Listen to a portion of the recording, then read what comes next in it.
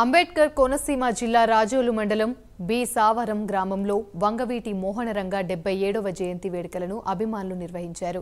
ఈ సందర్భంగా వంగవీటి రంగా విగ్రహాన్ని ఎమ్మెల్యే దేవా వరప్రసాద్ ఆవిష్కరించారు. రంగా కేవలం కాపు కులానికే పరిమితం కాదని బడుగు బలహీన వర్గాల కోసం ఆయన శ్రమించారని దేవా వరప్రసాద్ అన్నారు. ఎంతో కష్టపడి ఎమ్మెల్యే స్థాయికి ఎదిగారని అటువంటి మహానేత విగ్రహాన్ని ఆవిష్కరించడం చాలా ఆనందంగా ఉందన్నారు. ఈ కార్యక్రమంలో మాజీ ఎమ్మెల్యే అయ్యాజీ వేమ, జనసేన పార్టీ శ్రేణులు, అభిమానులు అధిక సంఖ్యలో పాల్గొన్నారు. వంగవీటి మోహన్ రంగా గారి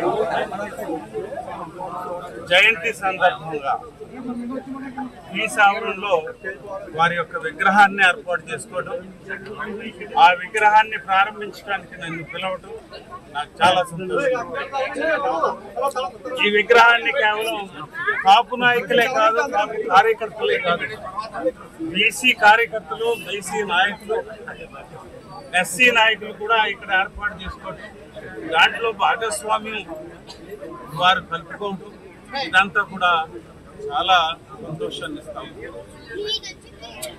మీకు తెలుసు, వంగవీటి మోహన్ రంగా గారు చాలా చిన్న స్థాయి నుంచి వచ్చిన మనిషి.